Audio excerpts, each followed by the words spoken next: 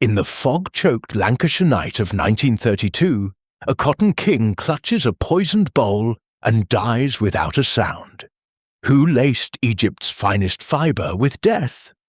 Was it the faithless widow, the bankrupt heir, the treacherous partner, or the lovelorn secretary, now silenced forever in a coal cellar? Chapter 1. The Shadowed Manor. The fog that November evening in 1932 did not merely cling to the Lancashire moors. It devoured them. Blackwood Manor rose from the mist like a dark ship half sunk in a grey sea, its chimneys exhaling thin plumes that were swallowed before they reached the stars. The estate had stood for 3 centuries, its stones blackened by the soot of Manchester's mills 20 miles south, where the Hargrove fortune was spun thread by thread from the white gold of the Nile. Yet tonight, on the 15th of the month, the manor's windows glowed with a feverish urgency, as though the house itself sensed the unravelling of its master's life. Inside the West Wing study, Sir Reginald Hargrove sat in his customary leather armchair, the one with the brass studs worn smooth by decades of restless shifting. The fire had burned low, its embers pulsing like dying hearts. Sir Reginald's head was tilted back, mouth slightly agape, eyes fixed on a point just beyond the ceiling's carved plaster roses. His right hand, rigid in death, clutched a single cotton bowl, pristine, impossibly white against the liver-spotted skin. The bowl was not of the coarse American upland variety that filled the Hargrove warehouses, nor the sturdy Indian surat that padded the family's profits. This was Egyptian Giza 45, long staple, silky, rare enough to ransom a small estate. And it had no business being in an English study in November. The room smelled of pipe tobacco, Sir Reginald's blend of Latakia and Virginia, laced with a whisper of cherry, and something else, something sharp and metallic, that prickled the back of the throat. The French windows stood ajar, admitting a draught that stirred the heavy brocade curtains and carried the faint wet scent of the rose garden beyond. On the desk lay an open ledger, its columns of figures marching in Sir Reginald's precise hand. Shipments from Alexandria, freight costs, insurance premiums, and circled in red ink a single line that read Sample E17 contaminated. The ink was still wet. It was the housemaid, young Annie Fletcher, who found him. She had come to draw the curtains and bank the fire, as she did every evening at 7:30. The scream that tore from her throat was not the practised shriek of a girl raised on penny dreadfuls. It was raw, animal, the sound of a soul confronted by the abyss. She stumbled backward, knocking over the coal scuttle, and fled down the corridor, her apron strings trailing like white flags of surrender. Within moments the household converged. Lady Amelia Hargrove arrived first, her silk dressing gown the colour of midnight, her auburn hair unbound and wild from a interrupted toilette. She was 38, though grief and candlelight could shave a decade from her years. Her hand flew to her throat as she took in the scene, but her eyes, green as the Nile in flood, betrayed no tears, only calculation. "Reginald," she whispered, the name a question and an accusation. She did not approach the body. Victor Hargrove, the son, followed, coatless, his shirt unbuttoned at the collar, a flush of brandy on his cheeks. 26, heir to the empire and its debts. He had the look of a man who had wagered everything on a single throw of the dice, and was still waiting for the tumble. "Good God," he muttered, then louder, "Father!" He crossed the room in 3 strides, but halted a foot from the chair, as though an invisible barrier repelled him. His gaze snagged on the cotton bowl. Where the devil did that come from? Mr. Elias Thorne, the business partner, entered next, spectacles glinting in the firelight. He was a slight man, precise in his movements, his suit the colour of wet ash. Thorne had dined at Blackwood twice a week for 15 years, yet tonight he seemed a stranger. His eyes darting to the ledger, the windows, the bowl, in rapid succession. "Heart failure," he said too quickly. "The doctor warned him. The strain of the Egyptian contracts." "Nonsense," snapped Miss Clara Winters, the secretary, pushing past him. She was 24, plain in the way that sharp intelligence often renders beauty irrelevant. Her hair was pinned severely, but a single strand had escaped, curling against her cheek like a question mark. She knelt beside the chair, heedless of the rug's priceless Aubusson weave, and touched Sir Reginald's wrist. "He's cold, hours cold." Her voice trembled, but her fingers were steady as she pried the cotton bowl from the dead man's grasp. It resisted, as though the fibres themselves clung to their owner. When it came free, a faint dusting of white powder drifted to the carpet. Mrs. Edith Poole, the housekeeper, brought up the rear, her keys jangling at her waist like a jailer's chain. 55 years in service had etched lines of permanence into her face. She had buried 2 mistresses and 1 master before this night. "Stand back, all of you," she commanded, though her authority wavered. "The police must be summoned, and the doctor, though it's plain what's happened." Her gaze, like the others, fixed on the bowl now resting in Clara's palm. Outside, the fog pressed closer, muffling the world. The rose garden's gravel paths, the stables where the Hargrove hunters shifted restlessly, the distant chime of the village church, all were swallowed. Only the study remained, a stage lit by dying fire, and the cold glare of a single electric bulb that flickered as though reluctant to witness what came next. Inspector Japp arrived just after 9, summoned from Manchester by a telephone call that crackled with static and urgency. He was a blunt man, comfortable with the city's blunt crimes, knives in alleys, fists in pubs, but Blackwood's grandeur unsettled him. He took in the scene with the wariness of a terrier entering a lion's den. No sign of a struggle, he noted, circling the chair. No wound, no weapon, apoplexy most like. The man was 62, carried too much weight, smoked like a factory chimney. He glanced at the cotton bowl, now sealed in a glass jar on the mantel.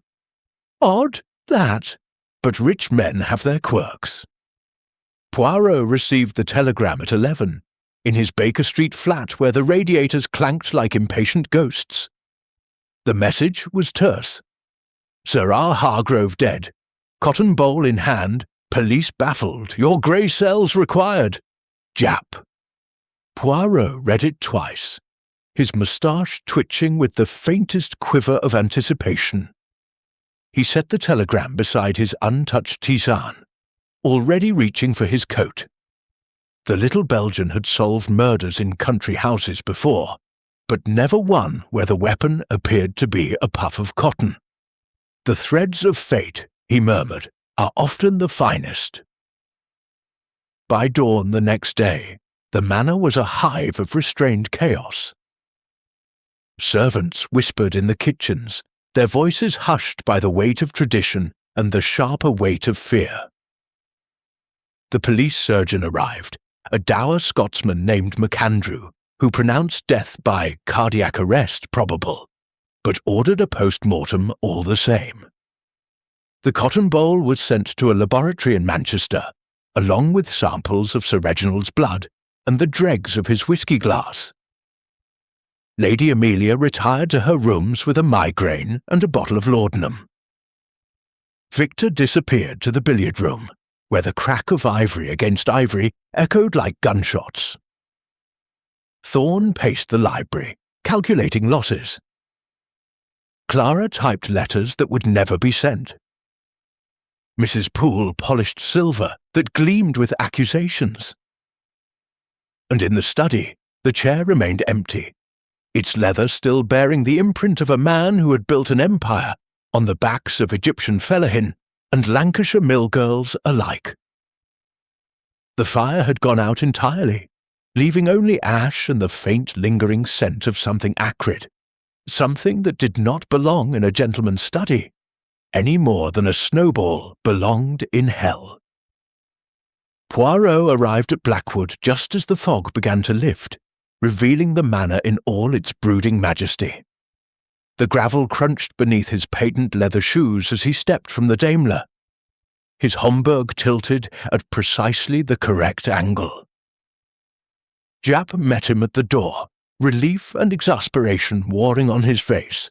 "You'll find no blood, no screams, no convenient blunt instrument," the inspector warned. "Just a dead baronet and a bit of fluff." Poirot's eyes gleamed. "Mon cher Japp, it is precisely the absence of the obvious that cries out for the extraordinary. Show me this fluff." They stood in the study, the morning light slanting through the French windows to illuminate dust motes dancing like tiny ghosts. Poirot circled the chair, his gaze meticulous. He noted the ledger's circled entry. The open window, the faint white residue on the carpet. He lifted the glass jar from the mantel, holding the cotton bowl to the light. "Egyptian," he said softly. "Giza 45 exquisite, and treated, see the faint iridescence, a chemical perhaps, absorbed through the skin." He sniffed delicately. "Alkaloid, deadly in sufficient concentration." Japp snorted. "You're saying he was poisoned by cotton?" "I am saying, mon ami, that the cotton was the vector. The question is not how, but why, and by whom." Poirot's gaze swept the room, lingering on the shadows in the corners. "This house is full of threads, Japp. Some lead to truth, others to deception. We must follow each to its source." As he spoke, a floorboard creaked in the corridor outside. Poirot's head snapped toward the sound, but the hallway was empty. Only a single white fibre fluttered to the rug, caught in a draught from the open window. Poirot stooped to retrieve it, his fingers brushing the carpet where Sir Reginald's hand had rested in its final clutch. "The conundrum begins," he murmured, pocketing the fibre. "And Hercule Poirot does not leave a puzzle unsolved." Somewhere in the manor, a clock struck 10. The sound reverberated through the halls, a tolling for the dead, and a summons for the living, who still had secrets to weave. Chapter 2. The Summons to Poirot. The telegram arrived at precisely 11:07 p.m. on the 15th of November, 1932, delivered by a boy whose bicycle bell still tinkled faintly in the fog. Choked street below Baker Street.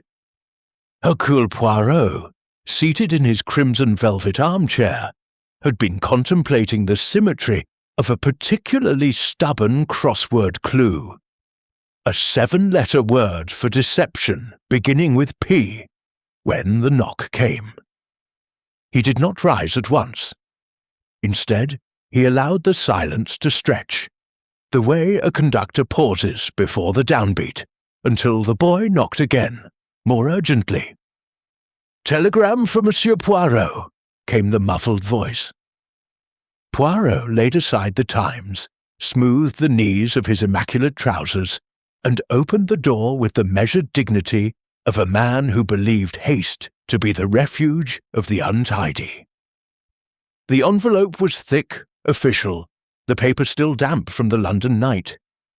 He slit it with a silver letter opener shaped like a miniature rapier and read, "Sir R. Hargrove, dead stop cotton bowl in hand. Stop police baffled, stop your grey cells, required, stop, Japp." The words were terse, almost brutal in their economy, yet Poirot felt the familiar tingle along his scalp, the sensation he likened to champagne bubbles ascending the spine. He read the message thrice, each time more slowly, as though the paper itself might yield additional secrets if properly interrogated. Then, with a soft, "Ah, non," he crossed to the window and drew back the curtain. London lay submerged beneath a yellow-grey pall, the street lamps mere smudges of light. Somewhere out there, in the industrial north, a cotton magnate clutched a bowl in death, the way a drowning man clutches driftwood. Poirot's reflection stared back at him. Moustache waxed to twin sabres, eyes bright as wet pebbles. "Perplexing," he murmured, "and therefore irresistible." He moved with the precision of a watchmaker. First, the valise, 2 changes of linen, a tin of pomade, the green leather notebook in which he recorded observations, a small vial of tisane for the digestion. Second, the telephone call to the railway station. Yes, the 6:15 a.m. to Manchester Piccadilly had sleeping berths available. Third, a note to his valet George, left on the hall table beneath a £5 note. "Cancel the milk, feed the canary, expect my return in 3 days, perhaps 4. At 5:45 a.m, he was at King's Cross, Homburg hat at the regulation angle, overcoat buttoned to the throat against the November chill. The platform smelled of coal smoke and fried bacon from the refreshment room. Poirot purchased a copy of the Manchester Guardian and a paper cup of coffee that tasted of tin and regret. He settled into his compartment, arranged his travelling rug with geometrical exactitude, and opened the newspaper to the financial page. Hargrove and Thorne shares dip. Amid Egyptian contract uncertainty. The headline was discreet, the sort of notice that caused tremors in the city, but barely a ripple in the provinces. Poirot's eyes skimmed the column. Delayed shipments from Alexandria, rumours of crop blight, a rival consortium undercutting prices. Sir Reginald Hargrove was quoted, terse, defiant, "We have weathered worse. The Hargrove name is woven into the fabric of Lancashire." Poirot underlined the phrase with a gold-propelling pencil. Fabric, weave, thread. Already the metaphors presented themselves, insistent as moths against a lantern. The train lurched northward. Beyond the window, the home counties gave way to the brick terraces of the Midlands, then the chimneys of the industrial north, black fingers clawing at a pewter sky. Poirot closed his eyes and allowed the rhythm of the wheels to lull him into that half-trance where the little grey cells performed their silent gymnastics. Images assembled and dissolved. A cotton bowl, white as a communion wafer, a ledger circled in red, a manor house swallowed by fog. And beneath it all, the faint acrid scent he had detected in his imagination, though he had not yet entered the study. At Manchester Piccadilly, Inspector Japp awaited on the platform, his bowler hat clutched like a shield against the wind. He had aged since their last collaboration. More grey at the temples, the lines around his mouth etched deeper by the cynicism of 20 years on the force. Yet his handshake was firm, his eyes sharp. "Thought you'd sniff at this one, Poirot," Japp said without preamble. "No blood, no weapon, no motive that stands up to daylight, just a dead baronet and a bit of vegetable fluff." "Vegetable fluff," Poirot repeated, savouring the phrase. "You English, you have such a gift for understatement." "Lead on, mon ami. The game, as your Sherlock Holmes would say, is afoot." They took a police humber, its engine coughing like a consumptive. The drive to Blackwood Manor wound through lanes flanked by dry stone walls and skeletal hedgerows. The fog had lifted slightly, revealing fields silvered with frost, the occasional mill chimney belching smoke into the pale sky. Poirot noted the landmarks. A village church with a crooked spire, a pub called the Spinning Jenny, a war memorial listing names in alphabetical order of sacrifice. "Tell me everything," Poirot commanded as they turned onto the private drive. "Leave out not one detail, however trivial." Japp sighed. Sir Reginald Hargrove, 62, knighted for services to industry. Built the family firm from a single warehouse in Ancoats to half the cotton mills between here and Bombay. Married Amelia Carstairs, second wife, 24 years his junior. One son, Victor by the first marriage. Business partner Elias Thorne, been with the firm since the Boer War. Secretary Clara Winters, been with Sir Reginald 5 years. Housekeeper Edith Poole, 30 years service, that's the cast. And the death? Found at 7:30 by the housemaid, Annie Fletcher. Sir Reginald in his study chair, cold as mutton. No sign of struggle. Windows open, odd, given the weather. Cotton bowl in his right hand, clutched tight. Post-mortem says heart failure, but the toxicologist found traces of an alkaloid in the blood, source unknown. The bowl's at the lab now. Egyptian, high grade, treated with something nasty. Poirot's eyes gleamed. Treated. You interest me enormously. The manor appeared suddenly, as though the fog parted like theatre curtains. Blackwood was Elizabethan at its core, though Victorian additions had swollen it into a mongrel of gables and turrets. Ivy clung to the stonework like desperate fingers. The front door opened before the car stopped, and the household spilled onto the steps in a tableau of restrained hysteria. Lady Amelia Hargrove stood foremost, draped in black velvet that absorbed the light. Grief had sculpted her cheekbones into blades, but her eyes were dry, calculating. Beside her, Victor Hargrove shifted from foot to foot, his tie askew, a tumbler of whisky trembling in his hand despite the hour. Elias Thorne hovered at the rear, spectacles flashing, a ledger clutched to his chest like body armour. Clara Winters stood apart, her secretary's notebook pressed to her breast, her gaze fixed on some middle distance.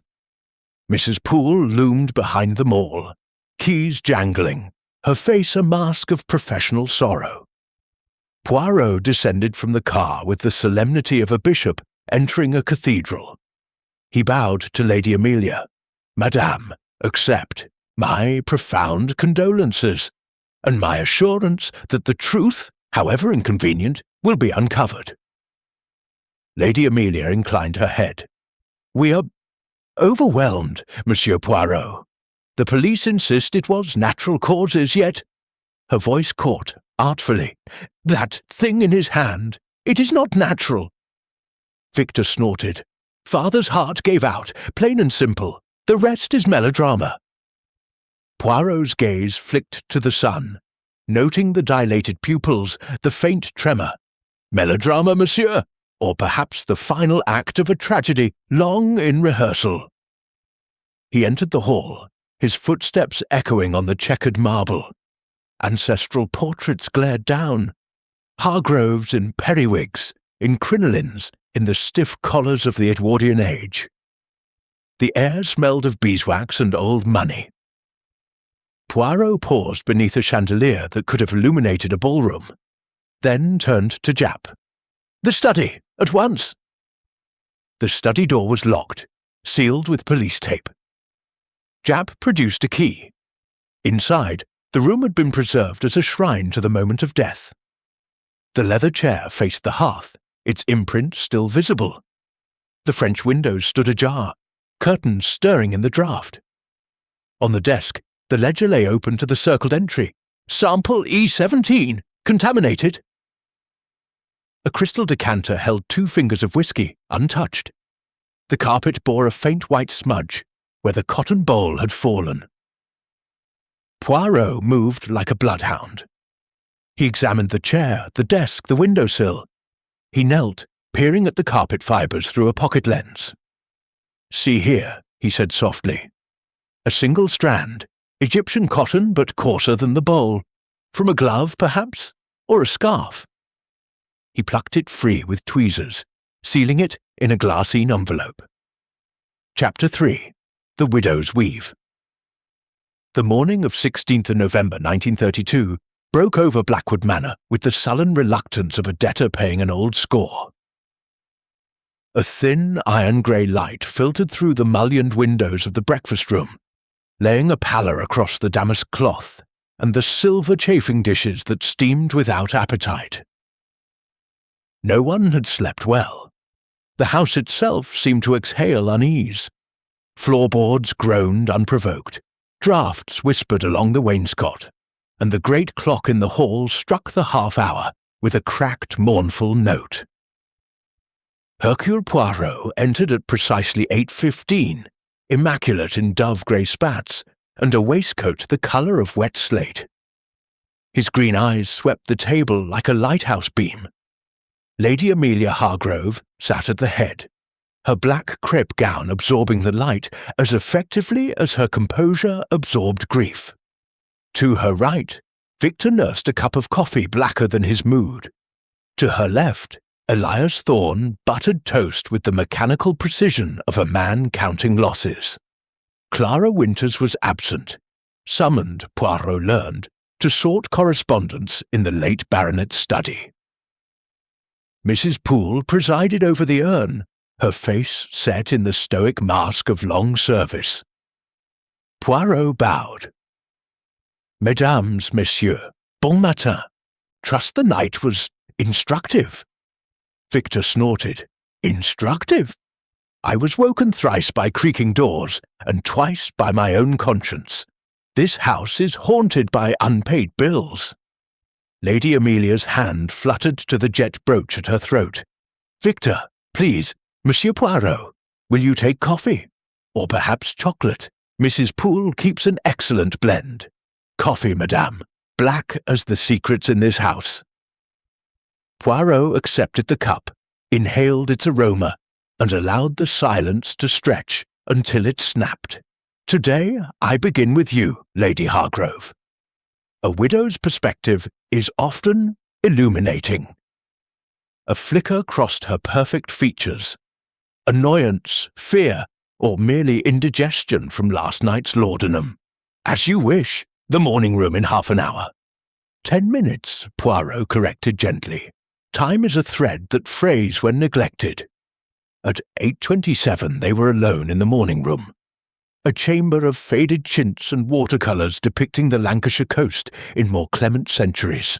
French windows gave onto the rose garden, where the footprints Poirot had noted yesterday were now crisp with frost, preserved like fossils. Lady Amelia seated herself on a chaise longue, the colour of old pearls, arranging her skirts with the unconscious grace of a woman who had never known a moment's awkwardness. Poirot remained standing. Madame, let us speak plainly. Your husband died clutching a cotton bowl treated with a deadly alkaloid. The police surgeon hesitates, but I do not. It was murder. You were the last person known to see Sir Reginald alive. Her chin lifted a fraction. I was not. Clara brought him his post at 7, and Mrs. Poole took in his whisky at 7:15. I entered the study at 6:45 to bid him good night. He was preoccupied. Preoccupied with what? Business, always business. The Egyptian contracts. A sample had arrived, E17 he called it. He was examining it beneath his lens when I left. Her voice was steady, but her fingers worried the jet beads at her wrist. He dismissed me rather curtly. I retired to dress for dinner. Poirot circled the room, pausing to study a portrait of Sir Reginald in his mayoral robes. Stern, prosperous, the eyes already tired. And this sample, did you see it? Only the tin it came in. Small, japanned, with Arabic lettering. He was excited, almost childlike. Said it could revolutionize the trade. Longer staple, finer count, resistant to blight. She hesitated. He had enemies, Monsieur Poirot. Rivals who would pay dearly to see Hargrove and Thorne ruined. Names? Masson et Fils of Alexandria. They underbid us last season, and there was talk of a consortium, American money, synthetic fibres. Reginald despised synthetics, called them The devil's wool. Poirot filed the phrases away. And personally, madame, debts, infidelities. A wife's intuition is often sharper than a detective's lens. Colour rose in her cheeks, anger or guilt, impossible to distinguish. My husband was generous to a fault. As for fidelity, she laughed, a brittle sound. Reginald's passions were reserved for cotton and ledgers. I had my charities, my bridge circle. We rubbed along. Poirot stopped before the French windows. The footprints ended at the sill. Beyond, the rose stems glittered with ice. Yet someone entered or exited through these gardens. A woman's shoe, size 5, narrow heel. Your size, I believe.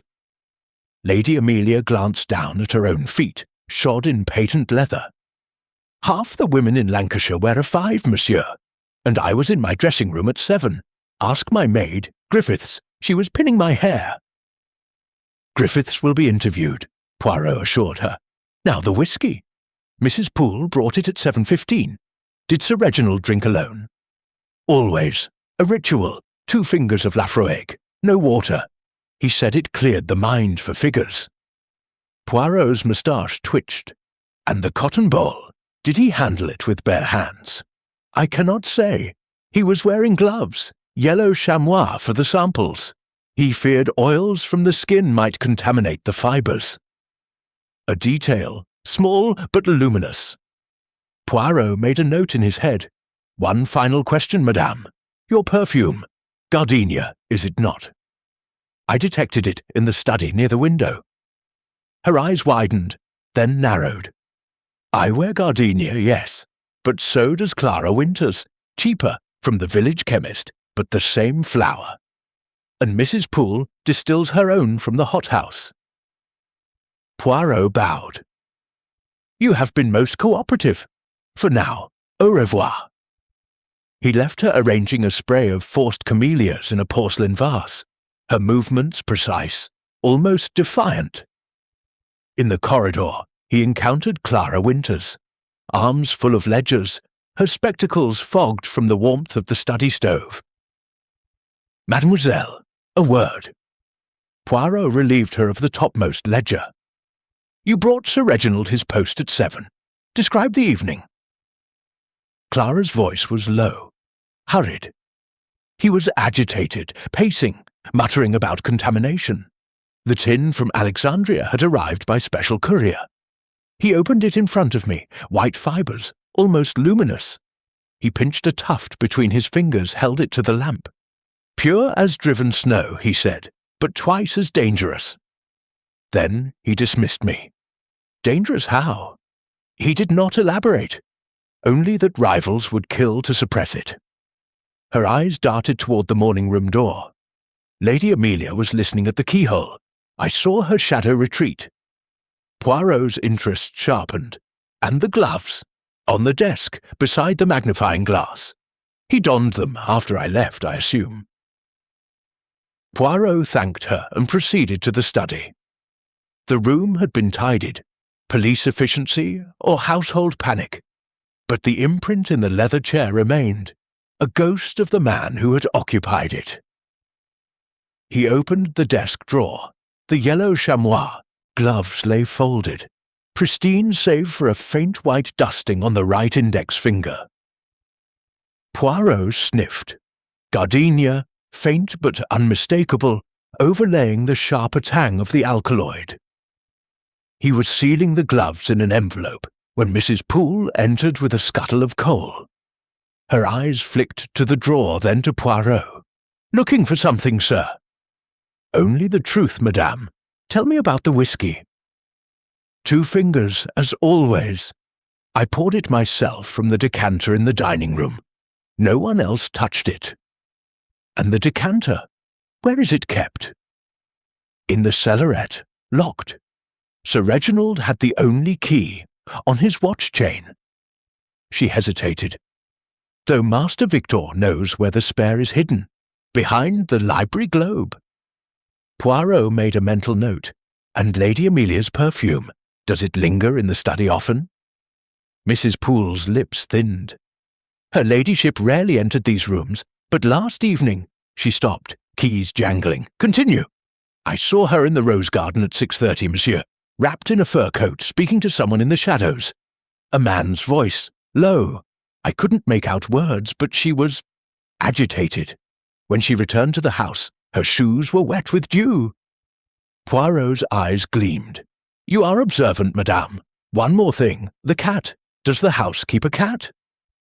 Chapter 4. The Prodigal's Knot. The billiard room at Blackwood Manor smelled of chalk, cigar ash, and the sour tang of defeat. Green-shaded lamps cast pools of light across the bays, leaving the corners in bruised shadow.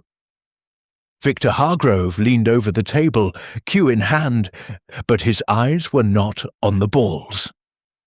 They were fixed on a point somewhere beyond the felt, where debts and disgrace converged into a single, suffocating knot. Hercule Poirot entered without ceremony, closing the door with a soft click that sounded louder than a gunshot in the hush. Monsieur Victor, we must talk. The balls, they wait. The truth, she does not. Victor straightened, chalking his cue with unnecessary vigour. Talk then, but I warn you, Poirot, my father's death was apoplexy brought on by his own pig-headedness. The rest is sensation. Poirot circled the table, trailing a gloved finger along the cushion. Pig-headedness does not leave nicotine derivatives in the blood, nor does it plant Egyptian cotton in a dead man's fist. He stopped opposite Victor, his gaze steady. You are the heir, are you not? Yet the estate is entailed, the firm mortgaged to the hilt. A motive, perhaps. Victor's laugh was sharp, humourless. Motive! I've been bled dry by tailors, bookmakers, and a certain actress in Shaftesbury Avenue. Father threatened to cut me off entirely if I didn't reform. Murder for an inheritance I'd only squander. Hardly logical. Logic, Poirot murmured, is the last refuge of the desperate. He produced a folded IOU from his pocket, discovered that morning in Sir Reginald's desk, the cube, signature unmistakably Victor's, £5,000 to a Mr. Solomon Levy, a formidable sum. Victor paled beneath his tan. A plant. Father forgave that debt months ago. Ask Thorne. He witnessed the cancellation. Thorne, Poirot repeated, who stands to gain control of the firm if you are disinherited? Convenient. He laid the IOU on the table. It curled like a dying leaf. Yet I wonder, why forge a document already settled? To discredit you? Oui, but also to distract. Victor slammed his cue down. Distract from what? Thorne's affair with my stepmother. Everyone knows they've been... The door opened. Elias Thorne stood there, spectacles glinting, a ledger under his arm. Careful, Victor. Tongues wag, but reputations bleed.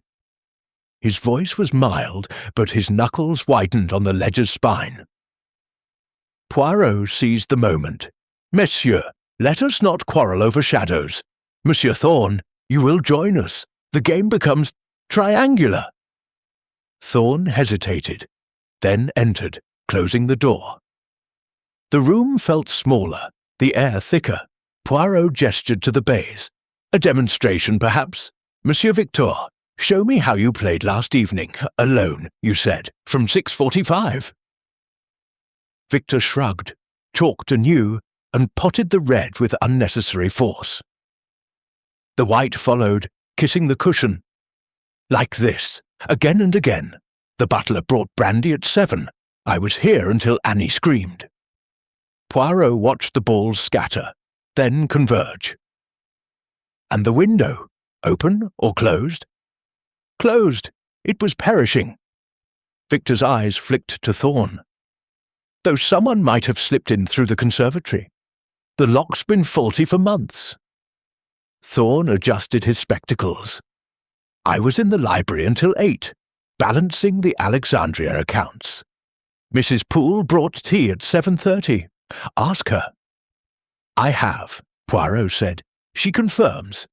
Yet she also confirms a light in the billiard room at 6:55, extinguished abruptly. You, monsieur, or an intruder? Victor's cue slipped.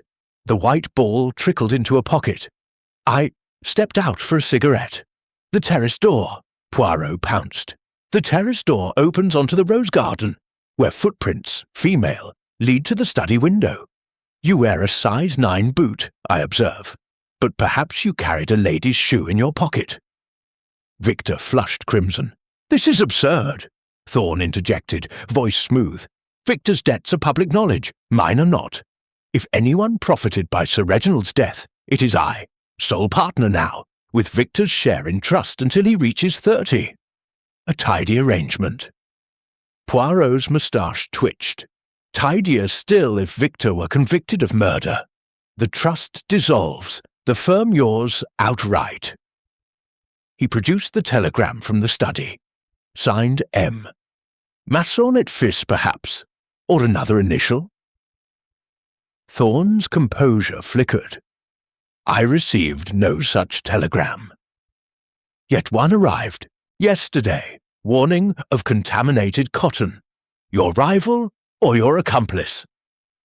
Poirot laid the telegram beside the IOU. 2 threads, 1 table. Victor lunged for the paper, but Poirot was faster, whisking it away. Patience, monsieur. The knot tightens. He moved to the window. Beyond the glass, the rose garden lay frostbitten, the footprints now mere depressions filling with meltwater.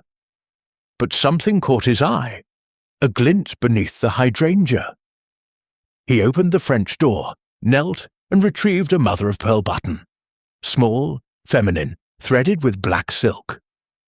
From a lady's glove, perhaps, he mused, or a cuff, found directly beneath this window. He held it to the light. Engraved on the pearl was a tiny crest, a lion rampant. The Carstairs family, no? Your stepmother's maiden name. Victor stared, throat working. Amelia was in her room. According to her maid, Poirot finished. Maids can be bribed or mistaken. He pocketed the button. But let us return to the cotton. Monsieur Thorne, you examined the sample E17 with Sir Reginald. Thorne nodded warily. Yesterday afternoon. Exquisite fibre, longer staple than anything from the Delta. He was ecstatic. Planned to patent the hybrid. And the tin, where is it now? Locked in the laboratory safe. I have the only key. Thorne patted his waistcoat pocket. Poirot's eyes gleamed. Then let us visit this laboratory at once. They proceeded down a corridor, lined with sporting prints, fox hunts, pheasant shoots, the Hargrove men in their prime. The laboratory lay beyond the gun-room, a white-tiled chamber smelling of ether and green growing things. Cotton seedlings flourished under glass bells. A microscope dominated the bench. Thorne unlocked the safe, revealing the japanned tin, empty. Impossible, Thorne whispered. I sealed it myself. Poirot lifted the lid. Inside, a faint white residue clung to the seams. He scraped a sample, sealed it. Someone else has a key, or picked the lock. He turned to Victor. You studied chemistry at Oxford, I believe, before you were sent down. Victor's jaw tightened. Basic poisons, enough to know nicotine kills, not enough to synthesize it. Yet the alkaloid was refined, laboratory grade. Poirot's gaze swept the room, settling on a row of bottles. Nicotine sulfate, arsenic, strychnine. One bottle, nicotine, was half empty, its cork loose. Thorne lunged for it, but Poirot was ahead, stopping it with a cork from his pocket. Evidence, monsieur. The police will test for fingerprints. Victor backed toward the door. This is a farce. I'll fetch Jap. The lights flickered, died. Darkness swallowed the room. A scuffle, a grunt, the crash of glass. When the bulbs flared back, Victor gone, the French window ajar, a single billiard ball rolling across the tiles, trailing chalk dust like a comet. Poirot knelt, retrieved the ball, the red stained with a smear of fresh blood. "The prodigal flees," he murmured, "but the knot, monsieur, is nearly tied." Outside, footsteps crunched on gravel, receding toward the stables. Poirot followed to the window, but the fog had returned, thick as cotton wool. Somewhere in its depths, a horse whinnied, then the thud of hooves on the drive. Thorn's voice came from the darkness behind him, shaken. "He'll hang for this." "Or," Poirot replied softly, "he runs because he knows who will." He closed the window, latched it. On the sill lay a single white fibre, Egyptian, treated, lethal, and caught in its tuft, a strand of auburn hair.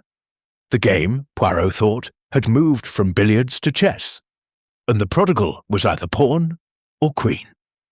Chapter 5. The Partner's Twist. The library at Blackwood Manor was a cathedral of oak and leather, its high windows filtering the late morning light into amber shafts that danced with dust. Thousands of volumes, trade reports bound in calfskin, treatises on agronomy, the complete works of Dickens, stood sentinel along the walls. A fire crackled in the Adam grate, yet the room felt chilled, as though the books themselves exhaled suspicion. Elias Thorne sat at the central table, spectacles reflecting the flames like twin coins. Ledgers were spread before him like a battlefield map, columns of red ink bleeding into black. He did not look up when Poirot entered, though his shoulders stiffened beneath the charcoal worsted. "Monsieur Thorne," Poirot began, closing the door with deliberate softness, "we must untangle the partnership. Yours with Sir Reginald, and perhaps with others." Thorne removed his spectacles, polished them on a silk handkerchief. "Ask what you will, Monsieur Poirot. The firm's accounts are an open book, unlike its late master's heart." Poirot took the chair opposite, arranging his spats. "Then let us begin with the heart. You dined here twice weekly for 15 years. Yet last night you arrived after the discovery of the body. Why? Delayed by the Manchester train, fog on the line." Thorne replaced his glasses. "I telephoned at 6:30 to say I would be late. Mrs. Poole took the message." Poirot nodded. "Confirmed. Yet the telephone log shows another call at 6:55. From this house to your office. Who placed it?" Thorne's fingers drummed the ledger. "Clara, perhaps. She often relayed figures." "Clara was in the study with Sir Reginald at 6:55. Poirot produced a slip of paper, the telephone exchange record obtained by Japp's diligence. The call lasted 43 seconds, long enough for a warning. Thorne's drumming ceased. "I was on the platform at Piccadilly. Ask the station master." "I have. He remembers a gentleman in a grey ulster. Your coat, no?" Pacing anxiously. "But platforms have shadows." Poirot leaned forward. "Now the sample E17. You examined it with Sir Reginald yesterday afternoon. Describe the tin. Japanned black, Arabic script, sealed with red wax. Inside, cotton so fine it floated when breathed upon. Sir Reginald was triumphant. Said it would crush Masson et Fils." Thorne's voice warmed, then cooled. "He locked the tin in the laboratory safe. I watched him spin the dial. Yet the tin is empty, the safe undisturbed." Poirot produced the phial of residue scraped from the seams. "This powder, nicotine sulfate, refined to weapon grade. Your laboratory stocks it for pest control on the seedlings." Thorne paled. "Stocks shared with the hothouse. Any gardener could access it." "Gardeners do not forge IOUs." Poirot laid Victor's note beside the residue. "This debt was cancelled 6 months ago. Your signature as witness. Why plant it now?" "To implicate the boy, obviously. He is reckless, indebted, yet the forgery is clumsy, the ink too fresh, the flourish on the V exaggerated. A man framing another does not leave such breadcrumbs. Poirot tapped the paper. Unless the breadcrumbs lead elsewhere. Thorne's eyes flicked to the door. I have no motive to kill Reginald. With him gone, the firm collapses, debts called in, contracts void. I lose everything. Or, Poirot murmured, you gain everything. Sole control, the hybrid patent, a secret buyer for the tainted cotton, maçon et fils perhaps, paying premium to suppress a rival. He produced the telegram signed M. Received yesterday, coincidence? Thorne snatched it, scanned the text. I know nothing of this. Yet your handkerchief. Poirot drew it from his pocket. The monogram E.T. Stark against linen stained with a faint acrid smear. Found in the rose garden, near the study window. The same scent as the study, nicotine masked with talc. Thorne stared at the cloth as though it were a serpent. I lost a handkerchief yesterday. In the hall, I thought. Convenient. Poirot rose, crossed to the fireplace. Above the mantel hung a portrait of Sir Reginald and Thorne, younger men, arms about each other's shoulders before the great loom at Ancoats Mill. You were friends once. What soured the weave? Thorne's voice dropped. Progress! Reginald clung to tradition, Egyptian cotton, handlooms empire. I saw the future, synthetics automation. He called it betrayal. Threatened to buy me out at a fraction. Poirot turned. And Lady Amelia? Her closeness to you. Did it influence the accounts? Thorne flushed. Gossip. We shared a concern for the firm's survival. Nothing more. Yet Mrs. Poole saw you in the rose garden last week, heads together beneath the arbour. And Clara overheard Sir Reginald accuse you of poaching his wife and his legacy. Poirot's tone was mild, but his eyes were steel. A motive, monsieur, woven from jealousy and ambition. Thorne stood abruptly, chair scraping. I loved Reginald like a brother. His death destroys me, or saves you. Poirot moved to the window. The rose garden lay sodden, footprints now mere puddles. But something glinted in the mud. A brass key, small, ornate. He opened the casement, retrieved it with a handkerchief. The laboratory safe key, reported missing this morning. Found beneath your window, monsieur. Thorne lunged, but Poirot was faster, pocketing the key. The twist, you see, is that the partner protests too much. You wished Victor blamed, the firm bankrupt, the patent yours to sell. But the little grey cells, they see the thread. The door burst open. Inspector Japp strode in. Victor behind him, muddied and defiant, wrists bound with Japp's handcuffs. Caught him at the stables, Japp growled. Saddlebags packed with clothes and 500 in notes. Claims he was fetching the magistrate. Victor's eyes blazed. Thorne's the killer. He framed me. Silence, Japp barked. To Poirot, the red billiard ball, blood's human typo, Sir Reginald's type. Poirot examined the ball, then Victor's knuckles, unbroken, no blood. The blood is not the victim's.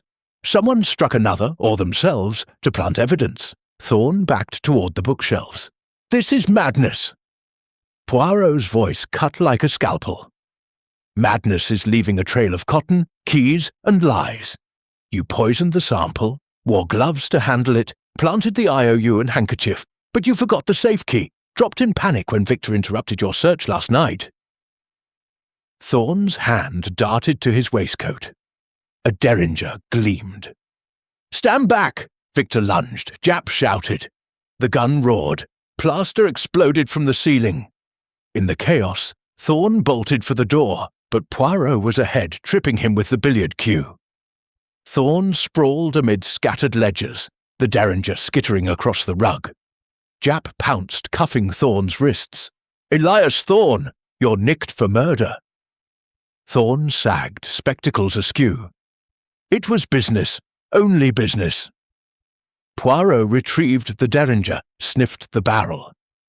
Business that kills, but the twist, mon ami, is deeper still.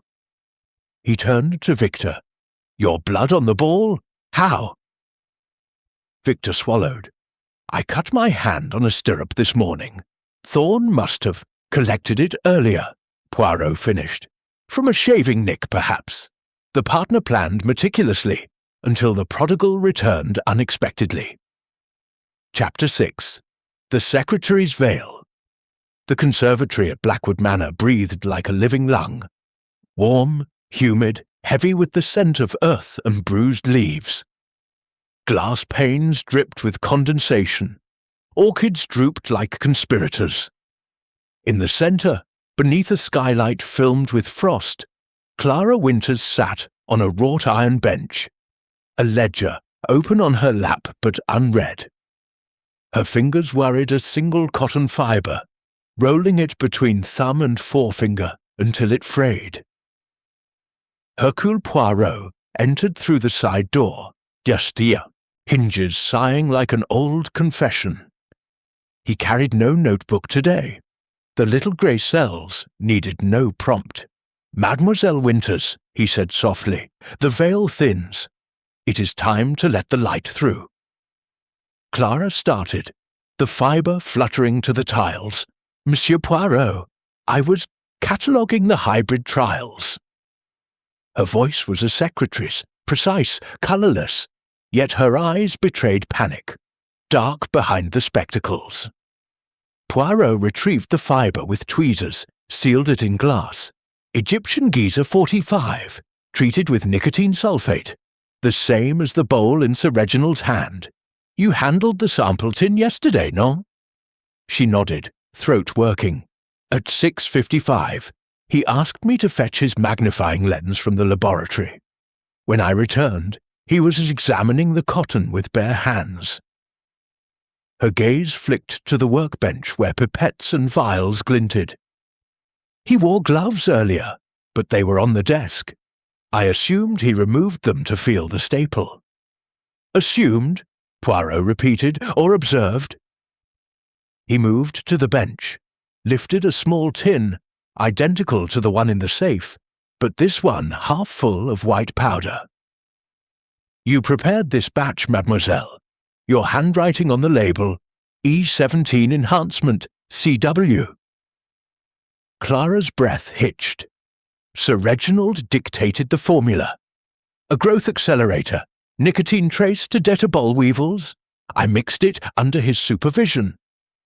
Yet the concentration here is lethal. Poirot held the tin to the light. Crystals sparkled like malevolent snow. Enough to kill a man through the skin in minutes, and the tin in the safe, empty. Someone swapped them. Her hands twisted in her lap. I locked the laboratory at 6:30. Thorn has the only other key. Thorn was on a train, Poirot reminded. Victor in the billiard room. Lady Amelia dressing for dinner. Mrs. Poole in the kitchen. You, mademoiselle, were unaccounted for between 6:30 and 7. He produced the mother-of-pearl button found in the rose garden. This is from your glove. The left cuff. See the loose thread? He held it beside her wrist. The match was perfect. Clara stared as though seeing her own hand for the first time. I lost a button yesterday, in the garden. I was cutting gardenias for the dinner table. At 6:45? Poirot's tone was gentle, relentless. Mrs. Poole saw you leave the hothouse at 6:25. The gardenias were already arranged in the morning room. He gestured to a vase on the windowsill, petals browning, stems cut hours earlier. Clara's composure cracked. I needed air. Sir Reginald, he was cruel sometimes. Said my figures were sloppy, my devotion inadequate. Tears welled, but her voice hardened. He kept a locket in his desk, my photograph inside. A gift, he said, but it was leverage. Poirot's eyes softened a fraction. Blackmail? He threatened to dismiss me, ruin my reference. I have no family, no savings. The locket was insurance. She reached into her pocket, produced the silver oval. Inside, a miniature of Clara at 20, eyes bright with hope. He took it back yesterday, said I was becoming troublesome. Poirot turned the locket over. On the back, engraved to C from RH, eternal thread. Eternal, he murmured, yet threads snap. He returned it. So you poisoned the cotton to silence him? No, the word exploded, echoing off glass. I loved him. God help me, I did. He was kind once, before the firm consumed him. She stood pacing between the seedling trays. But someone used my tin, my access. The swap must have happened after I locked up. Poirot followed her gaze to the skylight. A panel was ajar, frost feathering the edges. A second entrance. Someone climbed the fig tree. See the broken twigs? He pointed to the ancient tree outside, its branches brushing the glass. Light enough for a woman, or a slight man. Clara's hand flew to her mouth. Victor, he climbs like a cat. Used to sneak in after curfew at Oxford. Victor was in the billiard room, Poirot reminded, but let us test the theory. He opened the skylight. Cold air rushed in. Below, the fig's trunk bore fresh scars. Bark scraped, a boot print in the soft earth. Size 9, Victor's size. Yet something nagged. Poirot descended the iron ladder to the ground. In the mud beneath the tree, a second print, smaller, healed, overlapping the first. 2 visitors, he mused. One to swap the tin, one to observe. Back inside, Clara was at the workbench, frantically sorting vials. The nicotine bottle, it's nearly empty. I filled it last week. She held it up. The level had dropped by half. Poirot took it, sniffed. Masked with talc. Your formula? She nodded. Then the killer used your method, but not your intent. He scanned the room, eyes alighting on a small drawer. Inside, a single white glove, left hand, mother-of-pearl button missing. And caught in the lining, a strand of auburn hair. Lady Amelia's, Clara whispered. She was here yesterday afternoon. Asked about the hybrid yields.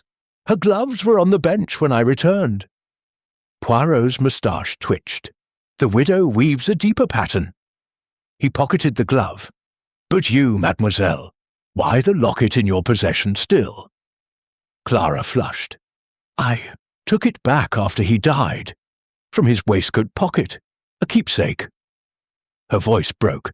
I'm not the killer, monsieur, but I'm not innocent either. Poirot regarded her for a long moment. Innocence is a luxury murder denies us all. He moved to the door, then paused. One more thing. The cat, Tabitha. She scratched Annie last night. Where was she earlier? In the laundry, locked in. Sir Reginald hated her in the laboratory, said she shed on the samples. Clara's eyes widened. But Tabitha was in the study at 6:30. I saw her on the windowsill when I fetched the lens. Poirot's mind raced. The cat, locked in later. By whom, and why? He was turning when the skylight shattered. Glass rained like ice. A figure dropped through. Victor, coat torn, face bloodied. He landed cat-like among the shards, a revolver in his hand. Step away from her, Poirot. His voice was raw. Clara's coming with me. We're leaving this cursed house. Clara gasped. Victor, no. Poirot raised a hand. Monsieur, the police surround the manor. Put down the weapon. Victor's laugh was wild. Jap's men are chasing shadows in the stables. I doubled back. He grabbed Clara's arm. She knows where father hid the patent papers. We'll sell to Masson, enough to vanish. Poirot stepped forward. You climb trees, forge IOUs, plant gloves, but murder? That was another's work. Victor's grip tightened. Thorne's in custody. The case is closed. Thorne is a pawn, Poirot said. The Queen still moves." He gestured to the workbench. "See the vial, labelled in your hand, Clara, but the cork, freshly cut. Someone used it after you locked up." Victor's eyes darted. In that instant, Clara twisted free, snatching a scalpel from the bench. "Let him go, Victor, I won't run." The revolver wavered. Outside, shouts, "Japp's men, closer now." Victor bolted for the side door, but Poirot was faster, tripping him with a seedling tray. Soil exploded across the tiles. The gun skittered away. Japp burst in, constables behind. Victor was cuffed, still protesting. Clara sank to the bench, scalpel clattering. Poirot retrieved the revolver, unloaded. "A bluff," he murmured. "The prodigal flees, but the secretary stays. Why?" Clara met his gaze, tears cutting channels through dust on her cheeks. "Because the real killer is still here, and they're watching." Above them, the broken skylight gaped like a wound. A single cotton fibre drifted down, luminous against the dark, landing on Poirot's shoe. He brushed it off, but not before noting the faint red fleck, lip rouge or blood. Chapter 7. The Housekeeper's Thread. The kitchen at Blackwood Manor was the heart that never slept. Copper pans glowed like moons on their hooks. The great range exhaled coal heat and the ghosts of 1,000 roasts. At its centre stood Mrs. Edith Poole, sleeves rolled to the elbow, forearms corded from decades of scrubbing, stirring, surviving. A stockpot simmered with barley and mutton bones. The scent should have been comfort, but tonight it clung like guilt. Hercule Poirot entered through the scullery, wiping frost from his shoes on the rag mat. The room's warmth struck him like a reprimand. "Madam Poole," he said, removing his hat, "we must speak of loyalty and of locks." Mrs. Poole did not pause her stirring. "Sit if you like, monsieur. Tea's fresh. Or there's cocoa, Sir Reginald's favourite, though he took it weak." Her voice was steady, but the wooden spoon trembled a fraction. Poirot took the offered chair at the deal table, scarred by generations of knives. "You have served this house 30 years. You buried 2 mistresses, 1 master, now another. Yet you remain. Someone must." She ladled cocoa into a thick mug, set it before him. "The young ones come and go. I stay." Poirot inhaled the steam. Cocoa, nutmeg, something sharper beneath. "At 7:15 you brought Sir Reginald his whisky. Describe the ritual." 2 fingers of Lafrec, no water, in the crystal tumbler with the chipped base. I poured it in the dining room, carried it on a silver salver. He was alone in the study, door ajar. I knocked, entered, set it on the coaster. He grunted thanks, eyes on his ledger. I left. Poirot sipped. The cocoa was perfect. The decanter, locked in the cellarette. Always. Sir Reginald kept the key on his watch chain, spare behind the library globe. Master Victor knew it from boyhood. Poirot produced the spare key, found that morning behind the globe. This one. Mrs. Poole's eyes narrowed. That's it, but I never touched it. Yet the whisky was untouched when the body was found. Poirot set the key spinning. It whirred like an insect. The poison entered through the cotton, not the glass. Still, rituals matter. Who locked Tabitha in the laundry? I did, at 6:45. She'd been yowling since tea, claws in the damask. Sir Reginald hated cat hair on his samples. She wiped her hands on her apron. Odd, though. Tabitha was in the study at 6:30. Clara saw her on the windowsill. Poirot leaned forward. You locked her in. Yet she was free earlier. Someone released her, then recaptured her. Why? Mrs. Poole's spoon stilled. To create a disturbance. Annie let her out at 7:30, got scratched for her trouble. The scream brought us running. Convenient timing. Poirot produced the white glove with the missing button. Found in the laboratory. Lady Amelia's hair inside. You distill gardenia oil in the still room, no? I do, for her ladyship's sachets. Mrs. Poole's gaze flicked to the glove. That's Miss Clara's glove. Left hand small. Her ladyship wears kid, size 6. Poirot turned to the glove. The monogram CW was faint but legible. So, the secretary's glove, the widow's hair, threads crossing. Mrs. Poole resumed stirring, slower now. I saw things, monsieur. 30 years teaches the eyes to see through walls. Tell me. She set the spoon aside. Last Michaelmas, Sir Reginald and Mr. Thorne argued in this very kitchen, over synthetics. Thorne said cotton was dying. Sir Reginald swore he'd bury him in it first. Then, 3 weeks ago, her ladyship and Thorne in the rose garden, whispering about contingencies if the Egyptian deal failed. And Master Victor, her voice dropped, he came to me a fortnight back begging a loan against his allowance. Said he'd be cut off entirely if the hybrid failed. Poirot's eyes gleamed. And Clara? Poor lamb. In love with a ghost. Sir Reginald dangled promotion, then the locket, then dismissal. She mixed the nicotine batch under protest, said it was too strong. He laughed, called it insurance against weevils and rivals. Poirot produced the file of E17 residue. This concentration, lethal. Clara claims Sir Reginald dictated the formula. Mrs. Poole snorted. He dictated everything, but Clara measured. I watched her weigh the crystals. Her hands shook so, she spilled half on the bench. I cleaned it myself. Poirot's mind raced. Spilled crystals, swept into a dustpan, perhaps emptied into the tin later. The laboratory skylight was forced tonight. Victor climbed the fig tree. Yet smaller footprints beneath, size 5, healed. Her ladyship's, Mrs. Poole said flatly. She walks the garden when agitated. Mud on her slippers this morning. Poirot rose, paced the flagstones.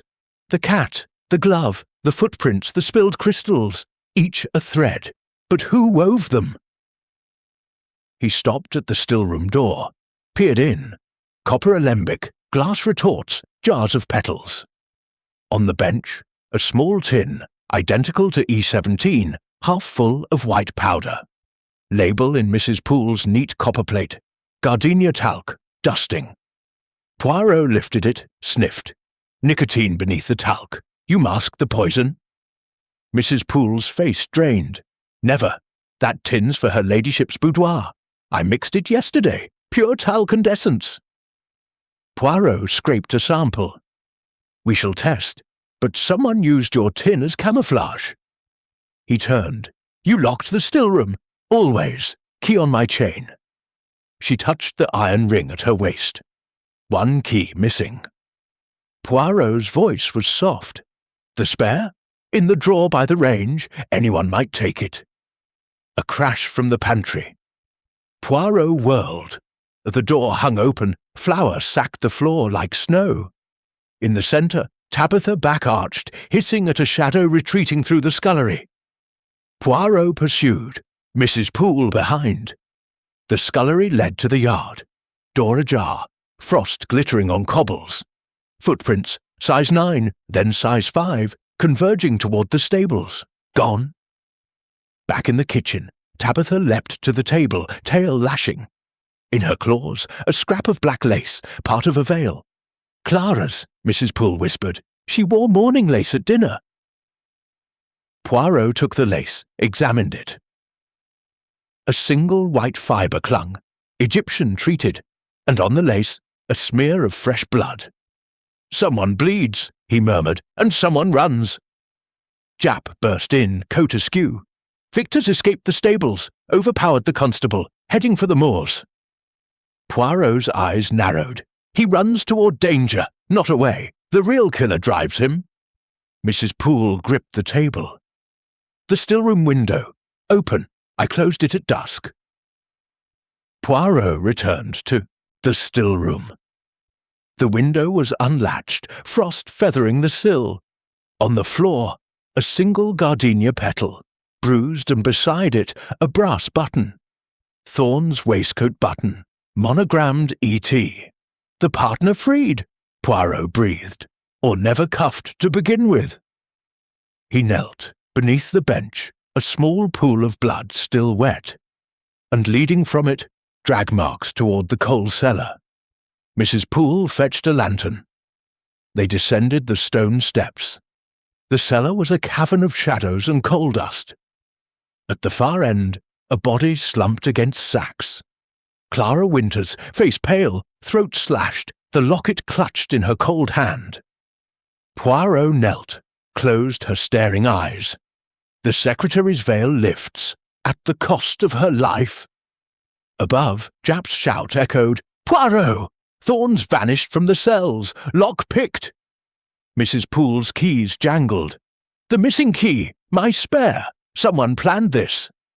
Poirot rose, lantern light carving his face into granite. Planned, executed, and now fleeing. But the housekeeper's thread, he touched the bloodied lace, ties the knot. Clara knew too much. The killer silences, loose ends. He climbed the steps, Mrs. Poole behind. In the kitchen, Tabitha sat washing blood from her paws. "The cat," Poirot said, "saw everything. And the thread, madame, leads us not to the moors, but back to the heart of the house." Outside, the fog returned, thick as cotton wool. Somewhere in its depths, a horse screamed, then silence. The conundrum had claimed another life, and the weave grew bloodier still. Chapter 8. The Gathering Storm. The drawing-room of Blackwood Manor had never looked smaller. Candlelight guttered in silver sconces. The fire, stoked high by Mrs. Poole's trembling hands, roared like a caged beast. Outside, the fog pressed against the windows as though trying to enter. Inside, the survivors assembled in a ragged circle. Lady Amelia, black veil torn and hanging. Victor, wrists raw from escaped cuffs, mud to the knees. Elias Thorne, spectacles cracked, a constable's bruise blooming on his temple. Mrs. Poole, keys silent for once. Inspector Japp stood by the door, revolver drawn. And at the centre, on a low table, lay Clara Winters's locket, open, the miniature staring up like an accusation. Hercule Poirot entered last, closing the double doors with the finality of a coffin lid. The room fell silent save for the fire's crackle and the ticking of the ormolu clock. He did not sit. He paced, slow as a pendulum, until every eye followed him. "Mesdames, monsieur," he began, voice soft but carrying to the rafters. "We gather not for tea but for truth. Clara Winters is dead, throat cut in the coal cellar not 20 minutes ago. The killer struck while we chased shadows on the moors. The net closes, yet the fish believes itself free." Lady Amelia's hand flew to her lips. "Clara, murdered, but Thorne was in custody." Thorne's laugh was bitter. "Was I? The lock was picked with a hairpin. Your hairpin, Amelia, found in the cell." He pointed to a jet pin on the rug, its clasp bent. Victor lunged. "You bastard!" Japp restrained him. Poirot raised a hand. "Patience! The storm breaks. Let it rage." He turned to the table, arranged his evidence like a card sharp. The treated cotton bowl, the empty E17 tin, Clara's glove with the missing button, Thorne's waistcoat button, the bloodied lace, the locket. Each item a stitch in the tapestry of murder. Observe, he lifted the bowl. Poisoned with nicotine sulfate, refined in the laboratory. Clara mixed the batch, under Sir Reginald's eye. But the concentration was doubled after she locked up. Someone with access swapped tins. Mrs. Poole spoke. "The still-room key was taken from my spare. Anyone in the house?" Poirot nodded. "Anyone. Yet footprints beneath the skylight. Size 9, then size 5. Victor climbed to confront Clara. Another followed to silence her. He held up the lace. Clara's veil torn in struggle, blood on it, hers and another's, type A. Sir Reginald was O, Clara, AB, whose blood? Thorn touched his temple. The bruise wept. Mine. The constable struck me. Or, Poirot countered, you cut yourself to plant evidence. He produced the brass laboratory key, found in the rose garden. Dropped in flight. Yours, Thorn. Thorn shook his head. I lost mine yesterday. Convenient. Poirot laid the key beside the locket. Clara kept this locket as leverage. Sir Reginald threatened dismissal. She knew the hybrid formula, knew it could ruin rivals. Someone feared exposure. Lady Amelia's voice trembled. She was jealous, obsessed. The locket proves it. Poirot's eyes pierced her veil. Or proves devotion weaponized. You visited the laboratory yesterday, madame. Your hair in Clara's glove. Your gardenia on the still-room floor. You distilled the masking talc. I lent Clara my gloves. The cold, yet your footprints lead from the study window at 7. Mrs. Poole saw you in the rose garden at 6:30, speaking to a man. Thorn? Lady Amelia glanced at Thorn. He looked away. Business, the Egyptian contracts. Victor snarled. Lies. You plan to sell the patent to Masson, frame me for murder, bankrupt the firm, split the proceeds. Poirot silenced him with a look. The IOU, forged but witnessed by Thorn, cancelled months ago, planted to discredit Victor.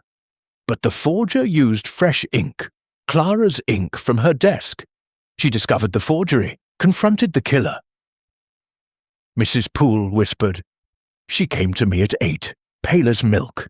Said she'd seen something in the laboratory, would tell Monsieur Poirot in the morning.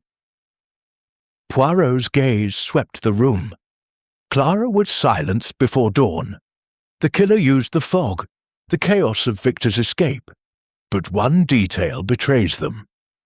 He lifted the bloodied lace. Cat hair, Tabitha's. The cat was locked in the laundry at 6:45, released at 7:30 to create the scream.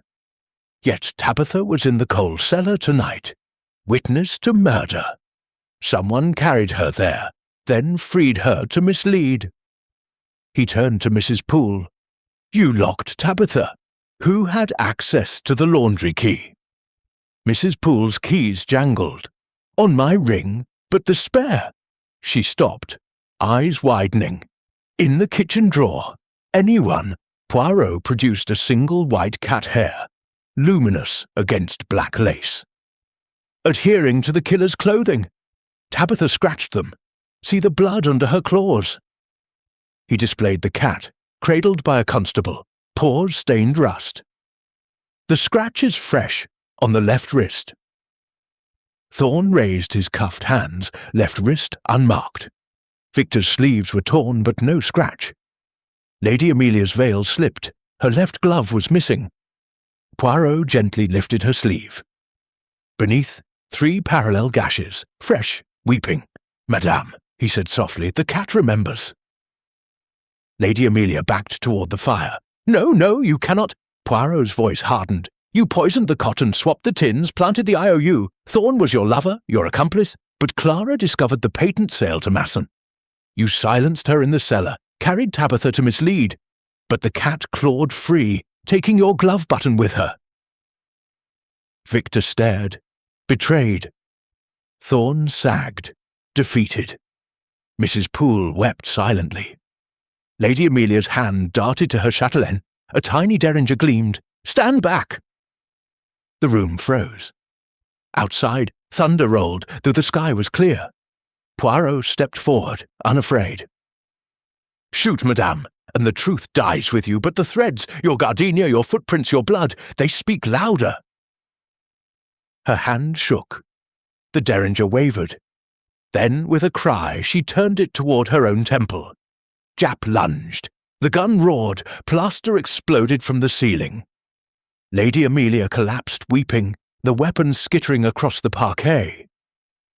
Poirot knelt, retrieved it. The storm passes. The widow wove the deadliest thread, for love, for money, for a future without Sir Reginald's shadow. He stood addressing the room. Clara's death was the final knot. The cotton conundrum unravels. Lady Amelia poisoned her husband to free herself and Thorn, framed Victor to inherit alone, killed Clara to bury the patent betrayal. But the little grey cells, they do not forget. Japp cuffed the widow. "Amelia Hargrove, you're under arrest for murder." As she was led away, her veil trailing like a shroud, Poirot turned to the fire. In its flames, the cotton bowl seemed to glow, one last illusion before it crumbled to ash. The clock struck midnight. Outside, the fog lifted, revealing stars cold and indifferent. Inside, the manor exhaled, its secrets burned away, but in the hearth, a single white fibre curled, unconsumed, waiting for the next breath of wind. Chapter 9. The Unravelling Fibres. The drawing-room had become a tribunal. Candles guttered low, wax pooling like blood. Lady Amelia Hargrove sat cuffed to a chair, veil discarded, auburn hair wild. Her eyes, once cool as the Nile, were red-rimmed, defiant. Victor stood by the window, staring into the clearing fog as though it might swallow him whole. Elias Thorne slumped on the settee, spectacles fogged with breath, wrists bound. Mrs. Poole hovered near the door, keys clenched like rosary beads.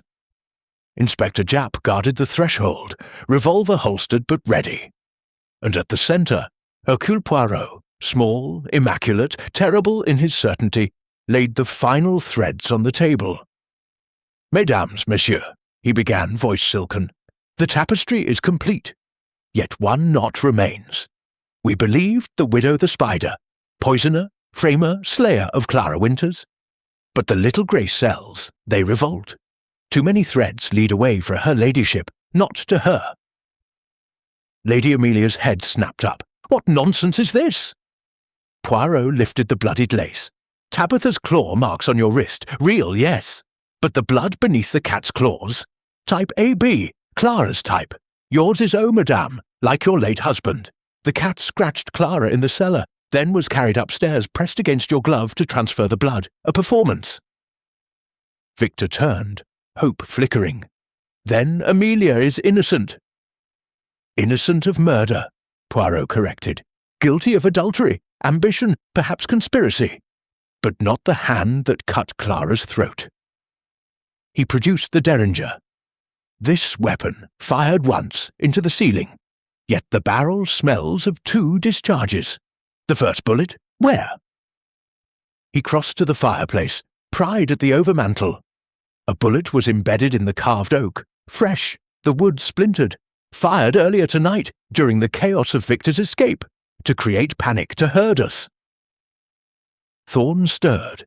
"You're saying I staged everything from a locked cell?" Poirot's smile was wintry.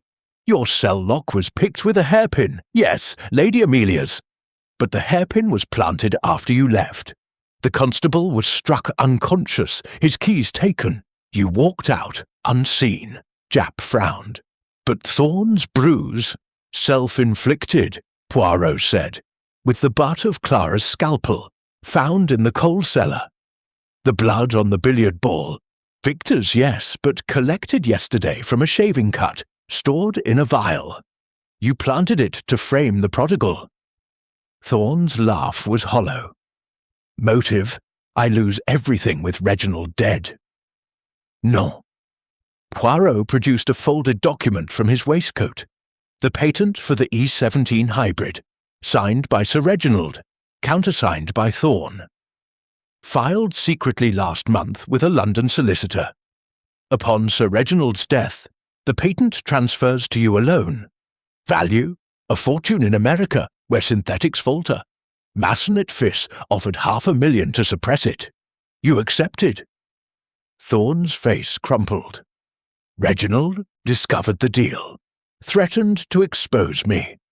"I had no choice," Poirot echoed, "is the privilege of the innocent." He lifted the empty E17 tin. "You refined the nicotine in the laboratory, masked it with talc from Mrs. Poole's still room, You swapped tins while Clara fetched the lens. You wore her glove, stolen earlier, to leave the button in the garden. You planted the IOU, the handkerchief, the key. Mrs. Poole gasped. The still-room key. I thought it mine misplaced. Yours was taken, Poirot confirmed, replaced with a duplicate filed smooth. You, madame, were the perfect witness, loyal, observant, trusted. He turned to Lady Amelia. You knew of the affair with Thorn, but not the murder. You confronted him in the rose garden, Mrs. Poole saw. You agreed to frame Victor for the inheritance, believing the death natural. But when Clara discovered the patent betrayal, Thorn silenced her and implicated you with the cat, the blood, the glove. Lady Amelia's voice was a whisper.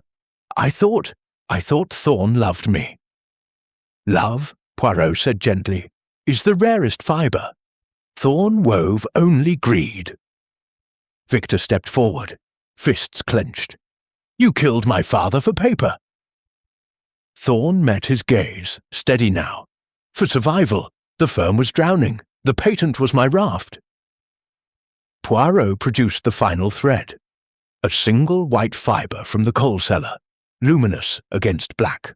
This clung to Clara's locket, caught when you leaned over her body. Egyptian Giza 45, treated from your own waistcoat lining. You carried the poisoned cotton in your pocket, ready to plant on the next victim, Victor, perhaps, or Lady Amelia. Thorn lunged for the table. Japp was faster, pinning him. It's over, Thorn! Poirot's voice rose above the scuffle. The unravelling. You poisoned Sir Reginald at 7, left via the study window, footprints masked by Lady Amelia's earlier walk. You released Tabitha to create the scream, returned to the library to establish your alibi. You forged the IOU in Clara's ink, planted the handkerchief in the garden. When Clara confronted you tonight, you lured her to the cellar, cut her throat with her own scalpel, staged the cat's attack on Lady Amelia. But you forgot the fibre, caught in the locket as you closed it. Thorn sagged, defeated. Reginald was my friend. Friends, Poirot said. Do not poison friends for patents. He turned to Japp. Arrest him for both murders. The widow, for conspiracy after the fact. Japp nodded, signalling constables. Thorn was dragged away, muttering figures, profits, losses, the arithmetic of damnation. Lady Amelia wept silently, cuffs cold on her wrists. Victor approached Poirot, voice raw.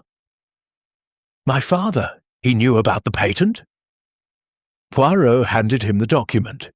He signed it to protect the firm. He trusted Thorn. Trust, the weakest thread.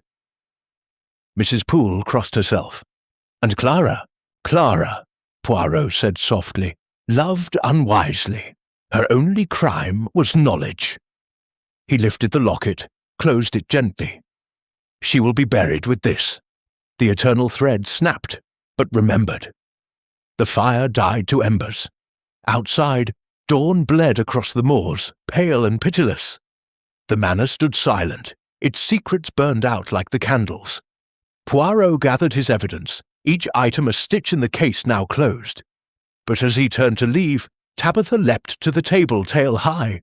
In her mouth, a final cotton fibre, pristine, untreated, glowing like hope. Poirot took it, twirled it between gloved fingers. From the greenhouse seedlings, Mrs. Poole said, the future crop. Poirot tucked it into his waistcoat. Then not all threads are poisoned, some will weave anew. He bowed to the room, widow, prodigal, housekeeper, inspector, and walked into the morning. Behind him, Blackwood Manor exhaled, lighter by 2 souls and a fortune in lies. The cotton conundrum was unravelled, fibre by fibre, until only truth remained, white, pure, and unbreakable. Chapter 10. The final revelation. Dawn had fully broken over Blackwood Manor, a pale, reluctant light that stripped the house of its shadows and laid bare its scars. The drawing-room smelled of cold wax and spent fury. Constables stood at the doors. Japp's men catalogued evidence in hushed, methodical tones. Elias Thorne sat cuffed to a chair, spectacles removed, eyes naked and defeated. Lady Amelia had been taken to the morning room under guard, her weeping muffled behind oak. Victor Hargrove stood by the window, hands in pockets, staring at the frost-bitten rose garden as though it might bloom again if he wished hard enough. Mrs. Poole moved like a ghost, gathering shattered glass and broken trust into a silver tray. Hercule Poirot entered last, valise in hand, Homburg tilted at its precise angle. He did not speak at once. He set the valise on the table, opened it, and removed the final exhibit. A single, pristine cotton bowl, untouched by poison, luminous as moonlight on snow. He placed it beside the bloodied lace, the empty E17 tin, the patent document now stained with Clara's fingerprints. "Mesdames, messieurs," he said at last, voice calm as church bells, "the conundrum ends where it began, with cotton, but this bowl is clean. It is the future. The past, however, is poisoned to the core." Thorne looked up, voice hoarse. "You've said enough, Poirot. I killed Reginald. I killed Clara. The patent was my salvation. Let it be finished." Poirot's moustache twitched. "Finished? Non, mon ami. You confessed, but confession is not truth. The little grey cells demand precision." He turned to the assembly. "Observe the sequence, exact as a loom." He lifted the patent. "Filed 14th on October, countersigned by Thorne. Sir Reginald discovered the Masson deal on 14th of November, telegram in his desk, decoded by Clara. He confronted Thorne at 6 p.m. in the laboratory. Mrs. Poole overheard. You'll hang for treason to the Empire of Cotton." Thorne left at 6:20, ostensibly for Manchester. But the train was delayed. Fog. He returned via the service gate at 6:40, unseen. Victor's fists clenched. "You bastard!" Poirot continued. At 6:50, Clara brought the post. Thorne, hidden in the conservatory, swapped the tins, poisoned for pure, using Clara's glove to avoid prints. He wore her glove because the button was already loose. He tore it free in the garden to plant later. At 7, he entered the study through the French windows, footprints masked by Lady Amelia's earlier walk. Sir Reginald, examining the bowl with bare hands, absorbed the nicotine. Thorne watched him die, then clutched the bowl in the rigid fist to stage obsession. Mrs. Poole whispered, "The cat." Tabitha saw, Poirot confirmed. Thorne locked her in the laundry at 6:45 to silence her yowling. At 7:30, he released her. Annie's scream masked his exit. He planted the IOU, the handkerchief, the key, all to frame Victor, whom he believed disinherited. He turned to Thorne. "But Clara saw you in the laboratory mirror, reflected as she fetched the lens. She confronted you at 8. You lured her to the cellar at 11, cut her throat with her scalpel, staged the cat's attack on Lady Amelia using Clara's blood. You fired the derringer into the overmantel to create chaos, picked your cell lock with the hairpin you'd stolen from Amelia's dressing table days earlier. You planned to vanish with the patent, worth $1 million in America." Thorne's head dropped. "Reginald was my brother in all but blood. But the firm, the debts, Masson offered escape." Poirot's voice softened. "Escape built on corpses. Clara's locket, your final mistake.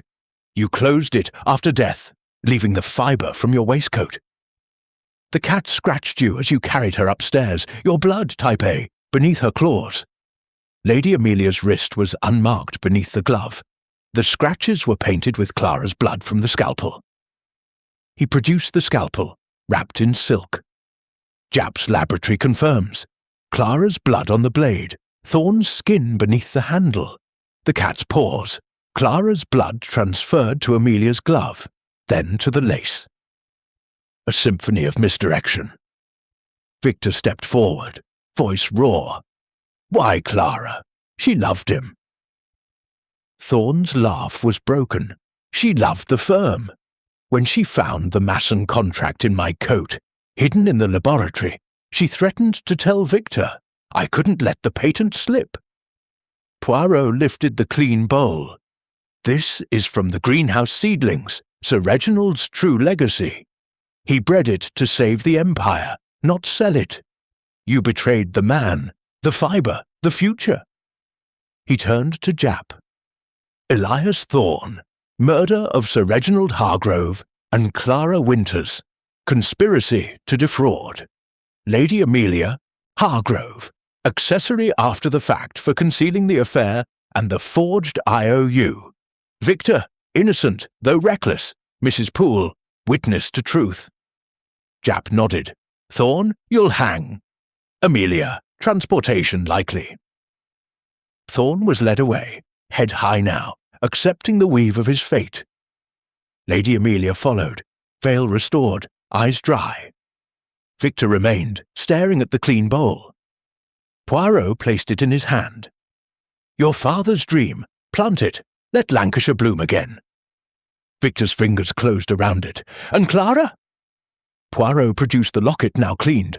Bury her with this, and with the truth. Mrs. Poole approached, eyes wet. The house! Will it stand? Poirot smiled, small and sad. Houses endure. Secrets do not.